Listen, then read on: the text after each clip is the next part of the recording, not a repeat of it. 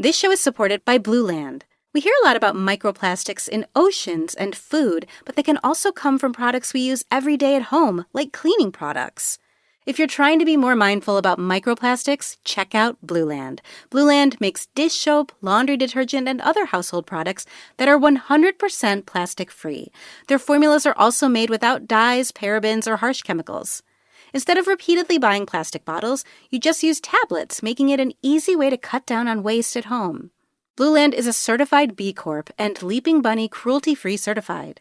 Their formulas are EPA Safer Choice certified, and many products have also earned Cradle to Cradle's Gold Material Health Certificate. Make the switch today. Get 15% off your first order by going to blueland.com/PRX. That's blueland.com/PRX. For friends beyond the binary, ladies and gentlemen, boys and girls, it's time for a podcaster that's here to keep you company and take your mind off of stuff so you can fall asleep. I'm here to be your boyfriend. I'm here to take you on a journey off to dreamland, or just take your mind off of stuff with our friends at like we're going to a shopping mall. Is that they're called? Malls, but it was called a shopping mall, right?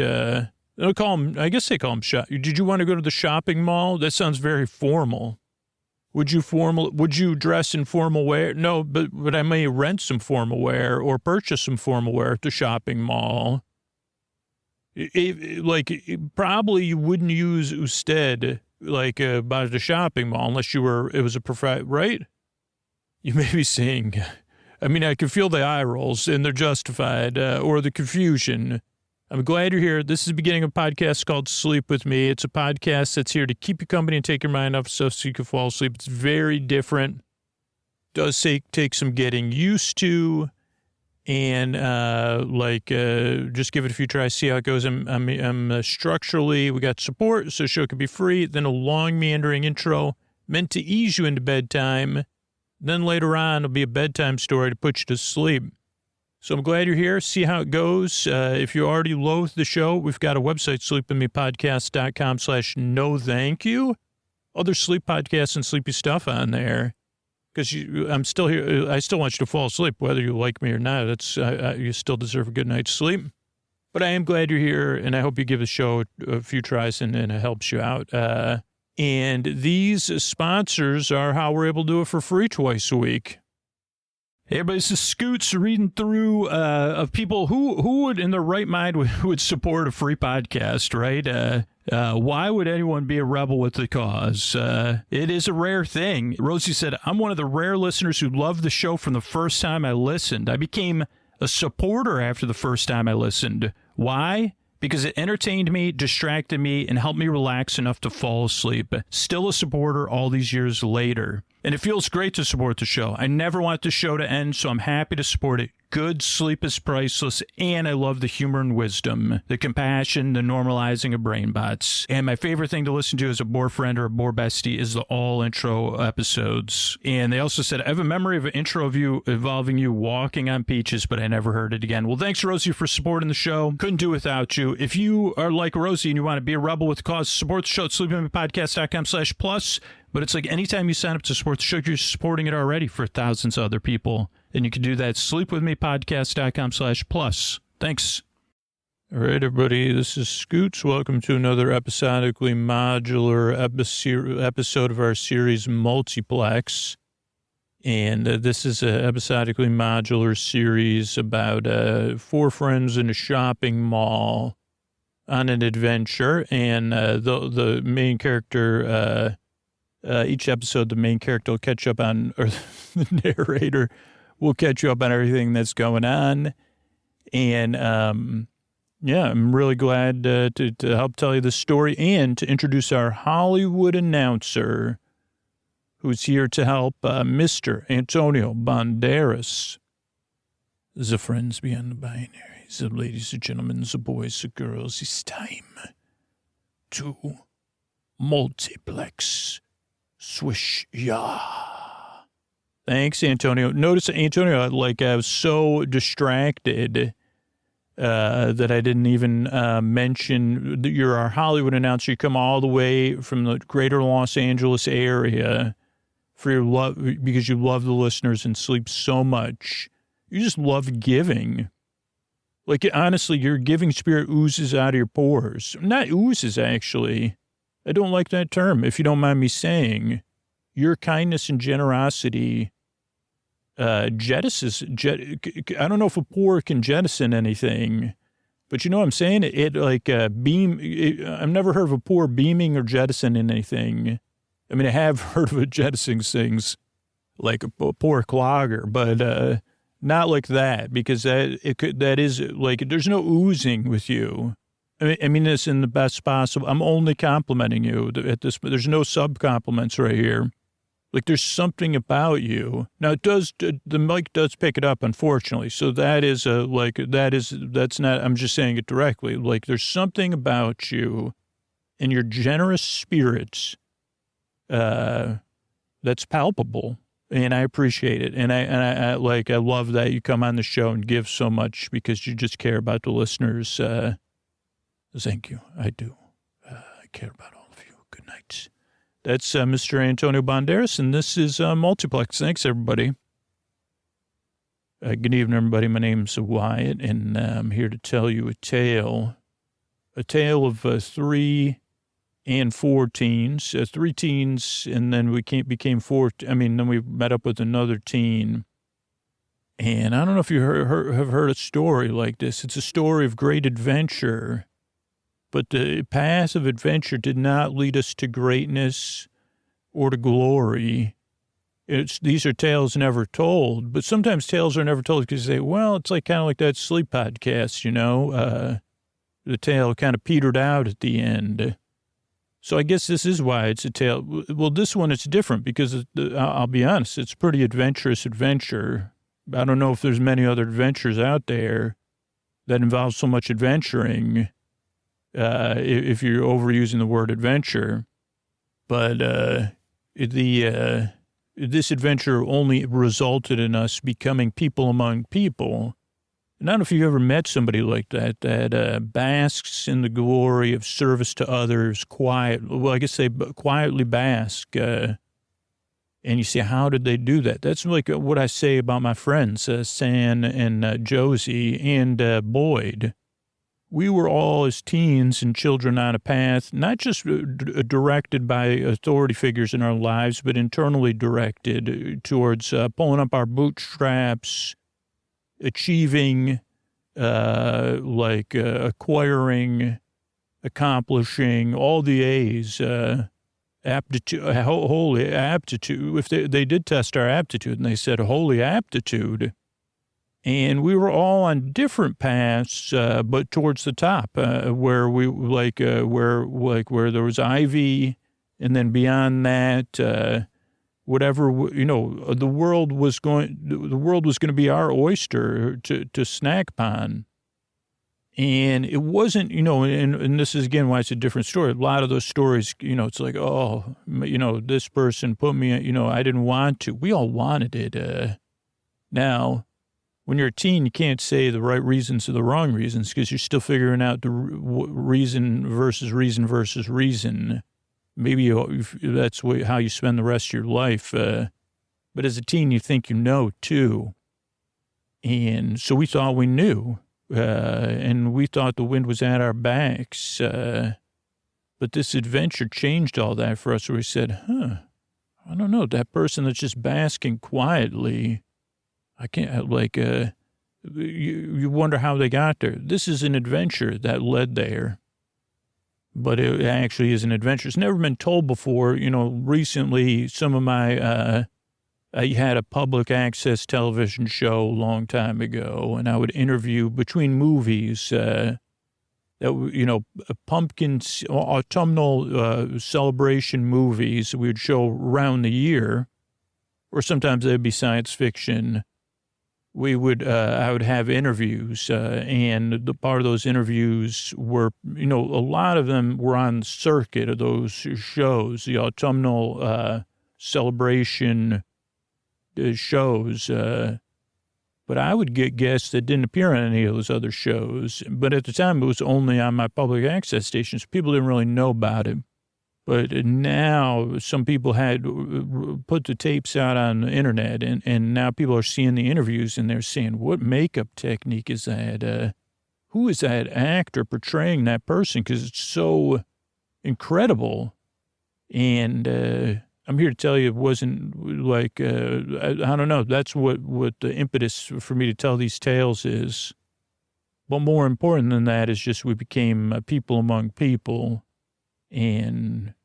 But this isn't, I don't think this is even a parable, or it's just a story of it's just our story, how we got there. So anyway, there's a shopping mall. There was myself, our friend Boyd, the corncob kid.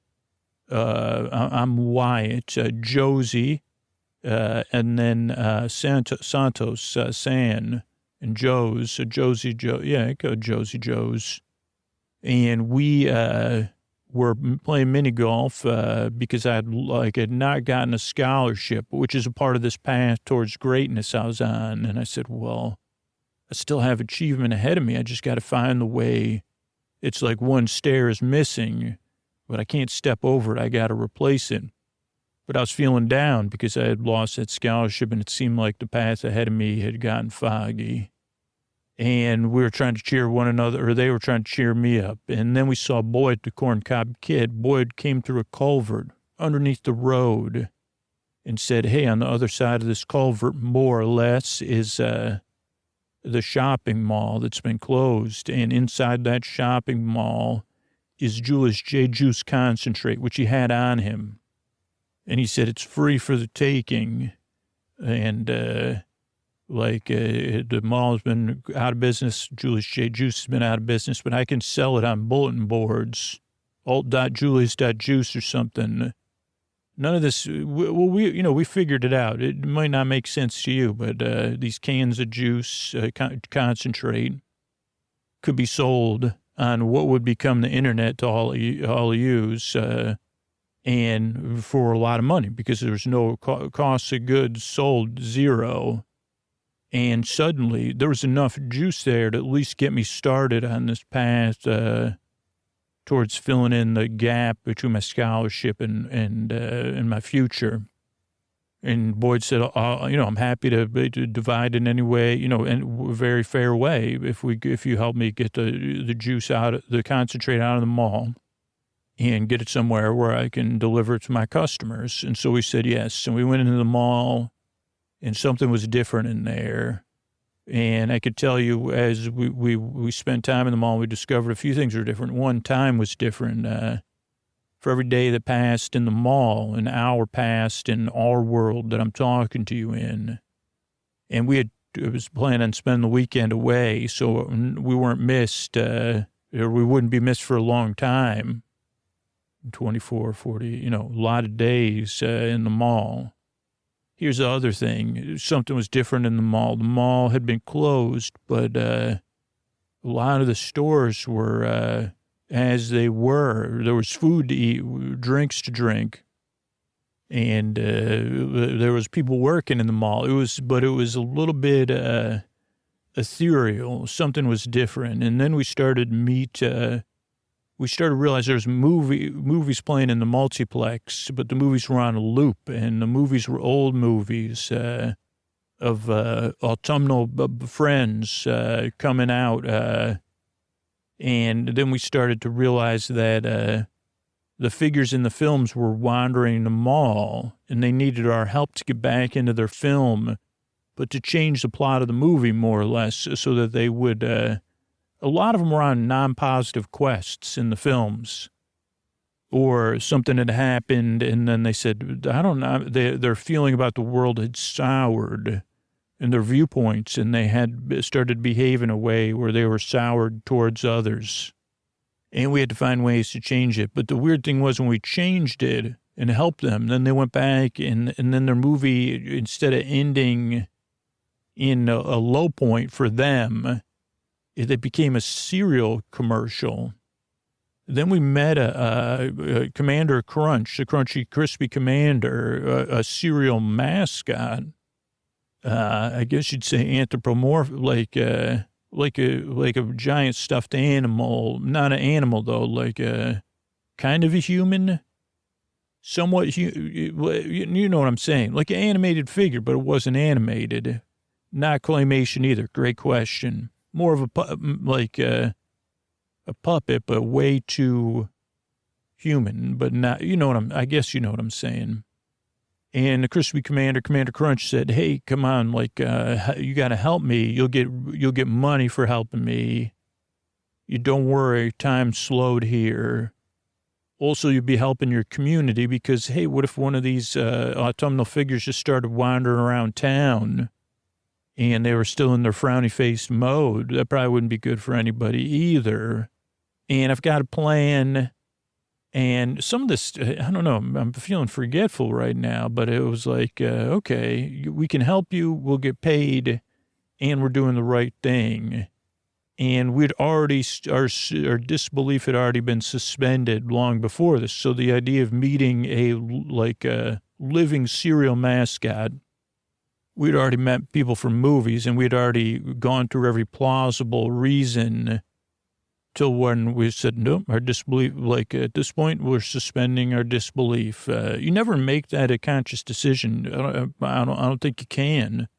Kind of like drifting off into dreamland. It just ends up suspended, more like you go into a state of that. But we were definitely in that state. We were all in. And then we kept helping. We helped somebody find some pipe cleaners, and we helped the Count de Chocolate be the greatest waver in London, I believe. And then we had gone to sleep. And when we woke up, we heard another movie, obviously. I still think we heard more than one movie, but now my memories are... Then we said, wait a second, were we supposed to go to the mall first or the movie first? But you know what we did is we went to the snack bar first. It was stocked. And everything was there, and that was what we were used to. Now we were teens, right? So, there was enough for us to, hot dogs for breakfast, but that's fine.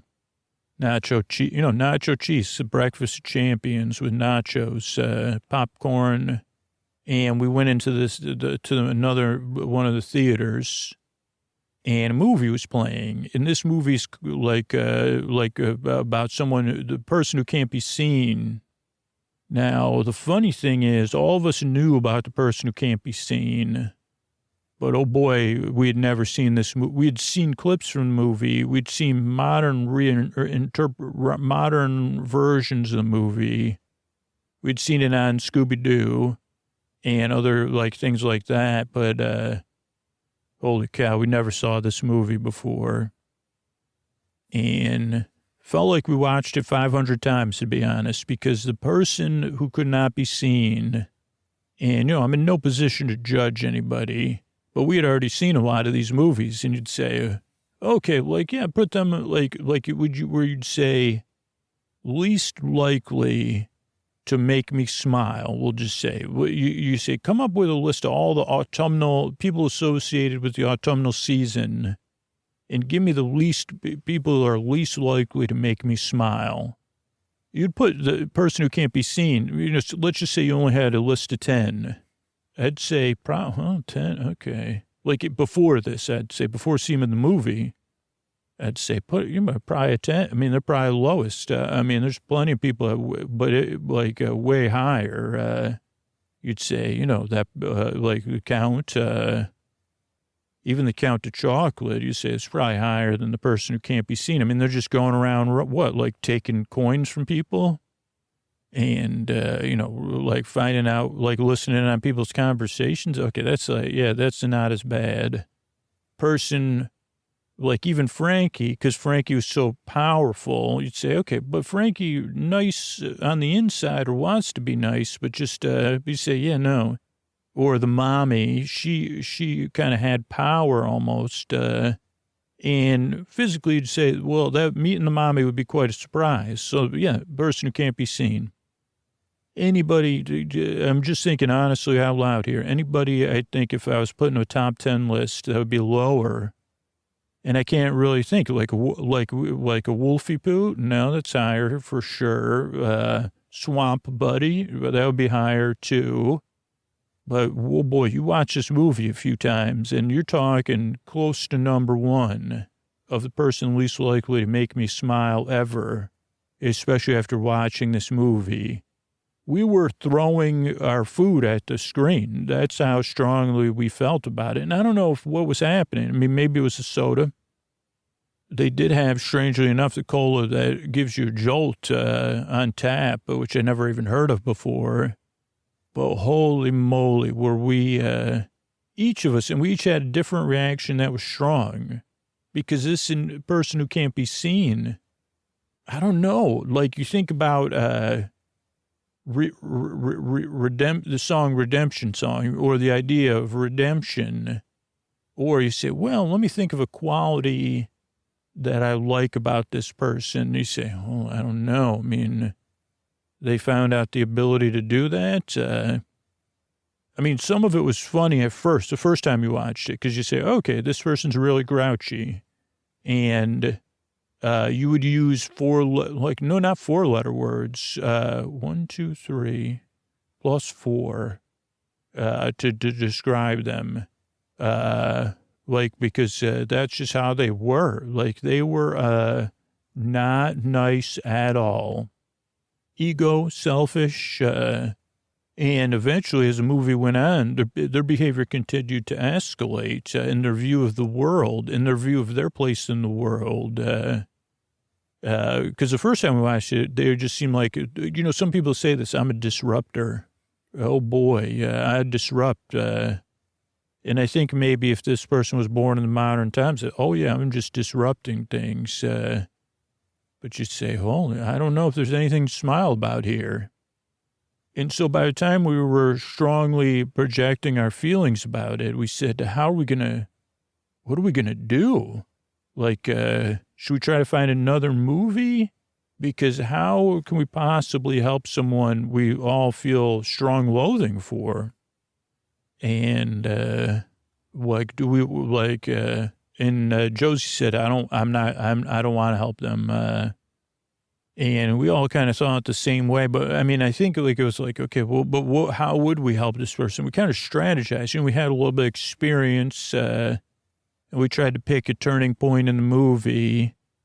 And I guess we were kind of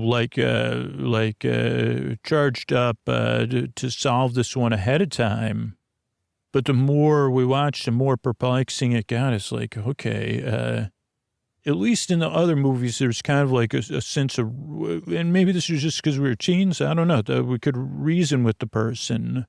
And we wanted, like Frankie, we wanted to help Frankie because Frankie had tried to help other people. And they said, no, you're too much of an amalgamation. We prefer you don't help us anymore. We prefer you do stuff for us, but we don't want to say thank you. And so then Frankie made that noise, like when Frankie's grouchy. And mommy, she kind of had she had people that were kind of rivals in a sense, I think. And we said, okay, we get it. Your rivals made a move on you first, and you want to regain that. We don't know about that, but we understand your feelings. And I don't know, is this like where you go from being a child to an adult, maybe? I don't know. And then the Count also had a tale like that we really could relate to. In the film, maybe less so, but at the same time, not totally. But yeah, the Count wanted to be close to people. But the Count's mad, the curse of chocolate kept the Count from being able to do that. And like I said, even other movies we were thinking about at the time, we said, why couldn't we got one of those movies? At least we could, because this person, they just seemed to say, I love chaos, man. And I'm not going to, say, okay, this is how much you owe us to stay here. Nah, I prefer not to pay you. Okay, you're a guest in our home. Nah, prefer, please don't wear Like, here's a perfect example from the movie. Didn't get a lot of attention. May have even only been, like, they say, hey, like, I know we hung out together, person who can't be seen. I know you want to come stay in my house. And, I got a lot of feelings about that. But here's the one thing. I just got these new rugs in. They got this new thing, wall-to-wall carpeting. And I prefer, maybe this was a commercial in the middle of the movie. I don't remember. But they said, just don't come in with mud. Just take your shoes off.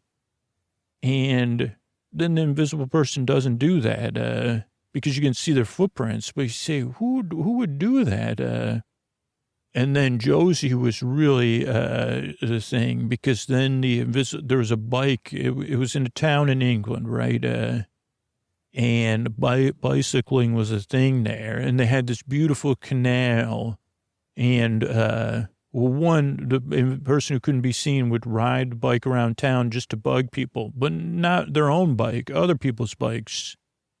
And then what they would do is, because you'd see a bike moving, a person that can't be seen on there.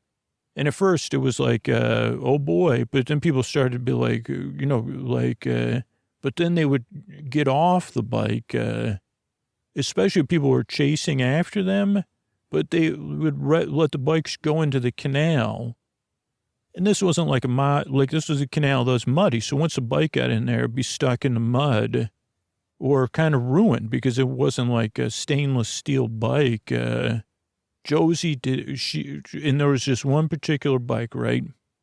And I think this is kind of, at this point, it became the same story, but I think this was Josie's story, Josie's story and the movie story, kind of sandwiched each other, for me at least. Because Josie had lived a life where, with a lot of focus, and wanted a bike, one of those bikes with the streamers on the handlebars and a basket and I believe a banana seat. And so Josie said that saved for a long time and worked and said, okay, well, if it can't be provided for me, I'll find a way to earn money and get my bike with a banana seat and tassels, those are what they're called, streamers, tassels on the handlebars. You know what I mean? Coming out in a basket on front. And the thing was, we had bikes, right? And for a time, Josie would have to borrow one of our siblings' bike. Said, well, I'm going to get my own bike. I'll find a way to earn it and deliver a morning paper. Back when we were kids, there was 2 newspapers a day. One of them got delivered in the morning. You would have to get up before school, like an hour and a half before school, if you were Josie, and deliver the newspaper. Then come home from school and deliver the newspaper. But Josie did that because the bike Josie wanted was wasn't just some run-of-the-mill bike like that. It was but Josie did the research, said, well, I just don't want a bike that looks good. I want a bike that's good quality. And so Josie got that bike. And then not long after that, the bike was gone, if you know what I'm saying. Someone borrowed the bike without permission. And it had taken Josie a long time to earn that bike and save for that bike. And I think that as we watched the movie, Josie decided, without telling any of us, and this had not happened yet in our adventures, but Josie, during the first time the person who can't be seen was going to take the bike, Josie went into the movie to stop them from taking the bike the first time. But what was strange was that, we couldn't see Josie in the movie. We saw Josie, we didn't know we could do this. And we weren't able to after this. We were hitting the screen, But Josie went into the screen of the film. But as far as we could tell, other than we could hear Josie, we couldn't see Josie. And Josie became the person who could not be seen. But much like in our other experiences, Josie couldn't change. It was like Josie was Like suddenly the puppeteer became the puppet. I don't know if that makes any sense to you, but that's kind of what happened. And so Josie was in the movie taking the bike. Josie was in the movie riding, like, Josie became the person who couldn't be seen. And now here's the thing, like, so this was early in the movie, right? Now we knew one thing from our experience was if we, like, when we helped the other buds, autumnal bud, they became our autumnal buds. When we put them back in the movies, like, if we were wrong and we put them back in the movie without fixing it, they would come back out. But they would come back out after the movie had reached its conclusion, which was never good for any of the buds. But we said, well, Josie's, like, real, and she's gone into this movie. So we had we were strongly yelling at the screen, and yelling for Josie. And, also there's a lot of action in that movie. And, we noticed that, there's a lot of jumping and staircasing and stuff like that. And at some point, it wasn't until, like, whatever, like, I'll explain it, I guess, after, because, like, I just get it over with. Eventually, Josie came out of the movie at the very end, just like in the other experiences. And Josie had come out, but Josie had was limping a little, more than a little. But in the movie, I don't know, this is all kind of like a dream, so it's really hard to explain. Like, Josie had, because one of the person who can't be seen, it happened in the movie. Like, they like are going up and down the stairs of the inn, going in and out of windows. Eventually they go to their friend's house, like, with, like, who had the carpet, and they were also like a MD, and they'd taken care of, the person who can't be seen. I don't know if that's a poultice, but they put something on your, whatever, if you strain something. But then again, the person who couldn't be seen kept causing more and more chaos. So Josie came out of the movie. So Josie had a limp now. We said, well, are you okay? And Josie said, no, I, pretty sure, the A to the C to the L of mine, is like, I'm going to be okay right now. And we said, wait a second, what? And Josie said, yeah, that's like, I don't know if I'm like, pretty sure I'm going to lose my scholarship because, not supposed to engage in any activity where I could strain anything or like, but Josie said for the time being in the movie, I got it okay. So I just have a slight limp right now. We'll have to deal with it later. Josie's still in disbelief, not suspension of disbelief, you know what I mean? But like, a thing of like, I just can't think about it right now. Let's just not talk about it anymore. Yes, I have a limp. Yes, it probably means, but Josie said, doesn't matter because I'm changed. We met like, yo, because you got a limp now? And Josie said, no. And Josie kind of walked through that our impressions of the movie were actually somewhat correct. And that, this person in the movie was, like, maybe not, like, Josie's like, I'm still at a loss of what to do. And, like, if this person, we should help them, we can help them. Like, I don't know, like, we said, well, what do you mean you're changed? And Josie said, think about the movie, like, just said, like, I'm not totally, like, in denial about what happened, you know, and why I'm limping. I'm changed. And I'm, you know, I am parsing my feelings about it, too, so I don't want to talk about it any more than that. But as far as I could tell this movie, this person was questing after something, this breakthrough. And, like, it brought, like, you know, like, I don't know. I'm just reassessing everything. I think I'm changing. And we said, okay, we said, it's teenage stuff. I don't know. Okay. And we said, is there anything else you learn? And Josie said, yeah, like the person who can't be seen, right?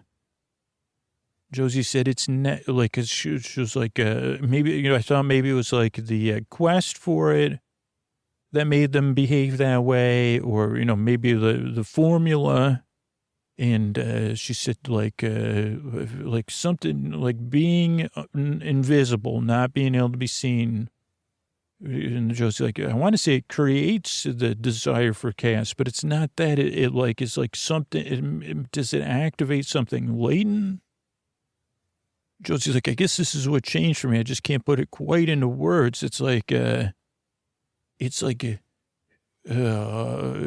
think we all have experienced this in our school days. Like, it's a selfish, fully selfish act that doesn't seem selfish at all. And we're like, what? Josie said, being invisible, like to want to be the one person in the world that could never be seen is, like, think about how selfish might be the wrong word, but that's the only word I have for it. It's like a frowny-faced selfishness, right? That I could just go through the world and never be seen. But in order to achieve that, like maybe this is what they mean when remember that college class we tried to take that's so confusing, like talking about duality? Like that, at the same time, you have to have this grandness that it can be achieved and that you deserve to achieve it. This is what it was like being, I think I'm finally being able to, like, someone that's not nice on the playground, right? Like, and then you find out, oh, well, like, someone was not nice to them first. And then, we've all seen people whose grown-ups that are like that. Like there was people that when they were on the playground, no one was nice to them. And then they grow up, and they are the ones, and they say, oh boy, just like kind of like the other, like, this isn't his reasoning, but it's part of it is like, I'm not saying that this is what he's doing. Keep going, Josie. We said, I don't totally get it. It's like an ability not to see, like the invisibility causes their ability not to see. Like, that's what happens with the adults or even like the other characters we've helped is that, they grow up and they say, well, these people weren't nice to me. So now I'll find, a way to return that to them in adulthood or people like them in adulthood or anyone that's, in this case, I think I'm not saying this is the cause or the effect. Maybe another way to say it. So they can't see anything. They're invisible, but they cannot see. All they see is their importance, right? The importance of how they feel. And that their motivations cannot be understood, especially with this person who can't be seen in this movie. They were like, my motivations cannot even be grasped by someone like me, Josie said. Like, there's no way you can understand this, how brilliant I am and how I need to be seen and never seen. Like, you can't grasp it, Josie. This is what it was like in my head in that movie. And, luckily I retained myself. So it's like I was, if it's not I was like having a is that like, if you're watching a duality happen. But anyway, it said like the cloak of invisibility is what will enable this. We're like, wait a second. So you're saying that invisibility is really like also like, or at least so it created this like self-deception. Yeah. Like the person was not seen, but that was also like an untruth, or to them. And we were all like, yeah, man, maybe it was the cola that jolts you, and we had crested, because we had to sit around for a while, and we kind of like went in and out of like naps while the movie continued to play. And we just wanted to stay close to Josie and use ice and stuff, even though, again, the time in the movie is different than the time where we were, which is different than the time in the real world. So Josie's thing was feeling better, but still Josie had a limp, right? And then we kind of looked at our seats of the theater, and we saw in each of the seats an invitation. And we knew we had been invited by, obviously, the invisible purse, the person who couldn't be seen. And it was an invitation to tea. And it was for high tea with at Tammy's Tea Traders, which was another shop. And then we looked at the things, and we debated a little bit, but we were so, I don't know, we were baffled in like deep thoughts. We said, we might as well go, right? I mean, this has got to be from the person who wouldn't be seen. Were they listening to us? Doesn't matter. Then we kind of talked about it because we said, well, so if we go into Tammy's tea time with Tammy's Tea Traders or whatever it was called, right? Why is the person who can't be seen inviting us to tea? Who knows? Maybe it's somebody else. Maybe it's a worker that needs help. Or maybe, I don't know. So we, but we were like, okay, well, how do we deal with this? Because we also had like a fiery spirit, I would say. And we're like, maybe we take this person who can't be seen. And we said, okay, the tea traders would be pretty easy because there's tons of loose tea there, right? And so we started to think like, okay, what's sticky we could throw on, we'll discover them in tea, like loose tea and sticky stuff. Then you've been teed, like instead of teed and tea, like teed, like with, instead of feathers. And we had already been to, what do you call it? Crafty Lady's craft shop. So we went there, and actually they had the stuff to make paper mache, which is pre-mixed, which is just like watery glue, I believe. And we said, okay, that's perfect. So there's no way this person is going to be invisible to us, right? Because that would be unacceptable. And so we said, okay. So we grabbed some buckets of that. And I guess the person that couldn't be seen could have been listening to us the whole time, but I guess we didn't really care anyway. That's interesting. But yeah, whatever. Spoiler, they weren't listening to us. So we went and we got a few buckets of paste, watery paste, and we kind of kept it at our sides. And then we made a plan, and we left it a couple stores down, and we said, okay, like we'll just like somebody say they got to go to the bathroom, and we'll do it that way. And so we said, okay, that's our plan. Other people just start looking at the tea. And we said, yeah, like, we were kind of trying to predict the future, but make a plan. So we get to Tammy's Tea Traders. Now, the difference between, it was actually like the tobacco shop in a sense, because they had, it was a show place for tea. So there was giant glass jars of loose tea.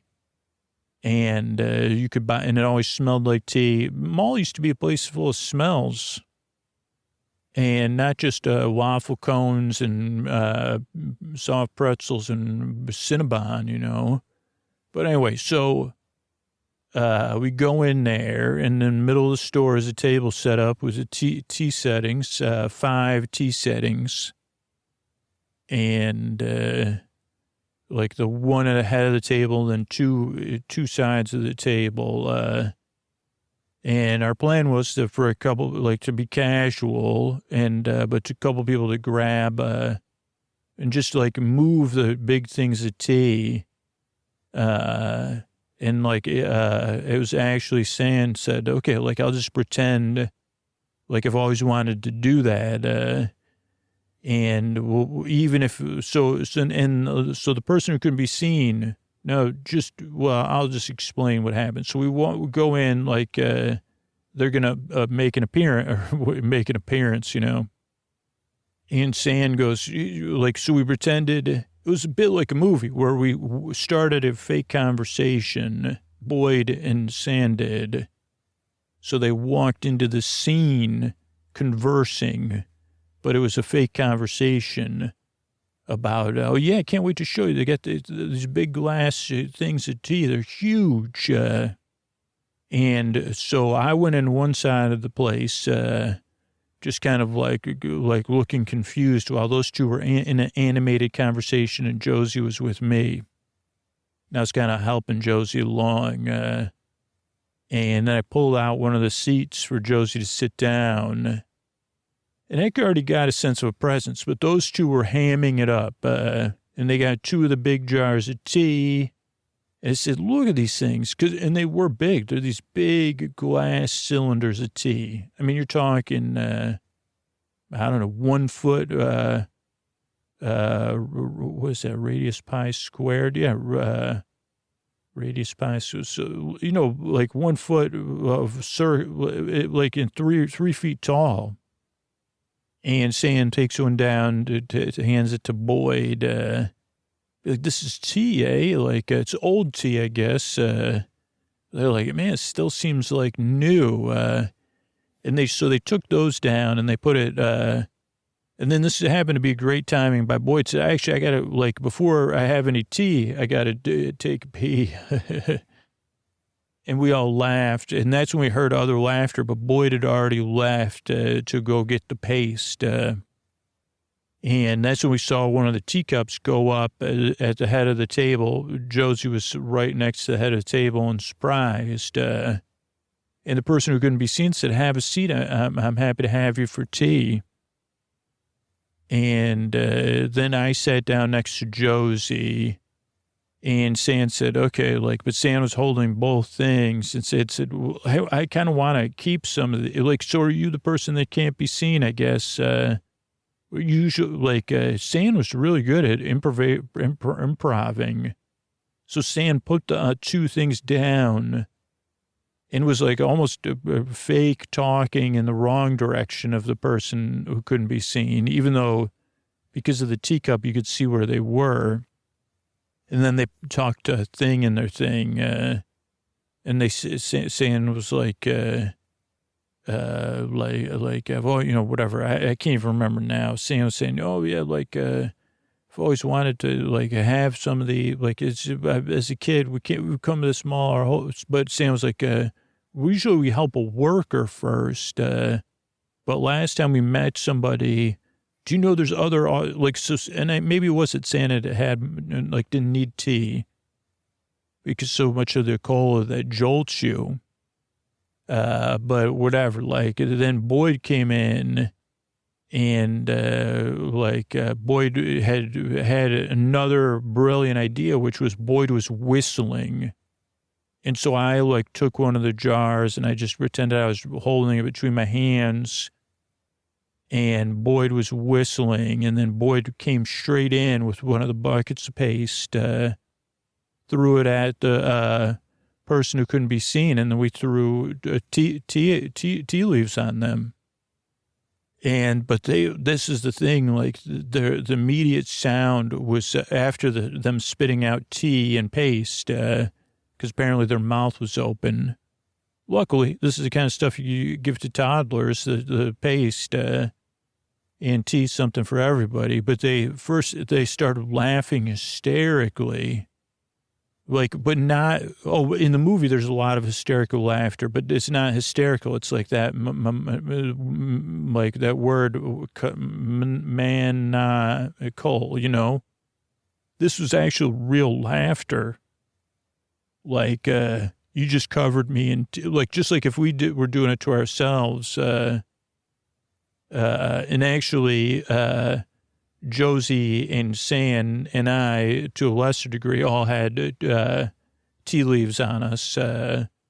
So they were laughing, the person who couldn't be seen, which really threw us off. And they said, why don't you sit down for some tea? Like, please join me. I have, and then we said, like, okay, but this is just so weird. Like, they had sandwiches, like, and they said, yeah, I've been preparing stuff all along. Like, hey, sit down, enjoy yourselves. Like, I'm ready for you. And we said, what do you mean? And they said, I've been working, like, keeping the mall clean. Don't worry. I'll fill you all in. Sit down. You're my guests. And I don't know, there's something about it where we did sit down. And I'd take a break now and tell you more later, but we sat down to tea. And it was after that height of laughter and thrill and all the cola that jolts you a few hours before. Like, we sunk into, like, a quiet state. And I was like, wait a second, you've been, my internal dialogue was saying the invisible, the person who couldn't be seen has been cleaning the mall. That, like, almost makes sense. Wait a second.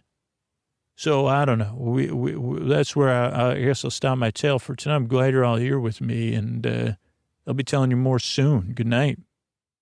All right, I want to thank everybody that recently supported the show on Sleep With Me Plus. I want to thank Paige, Aaron, and Brett. Thank you. Thanks, and good night. Barbara, Debbie, and Rebecca. Thank you. Thanks, and good night. Corey, Rachel, and Jen.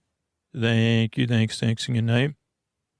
Huxley, Catherine, and Morgan. Thank you. Thanks, and good night. Leslie, Danny, and Tom. Thank you. Thanks, and good night. Courtney, Lindsay, and Tabitha. Thank you. Thanks, and good night. Joe, Matt, and Bill. Thank you. Thanks, and good night. Barry, June, and Amy. Thanks, and good night. Nicholas, Vidya, and B. Thanks, and good night. And Catherine, Brian, and Jennifer. Thank you. Thanks, and good night. Thanks for everybody who supports the show directly on Sleep With Me Plus. That's how we exist as a free podcast. And those of you who support our sponsors or support the show on Apple Podcasts. We grow this podcast by just sharing with people about the show. Though you can use our referral link and spread the word about the show using that link. So thanks so much. Thanks.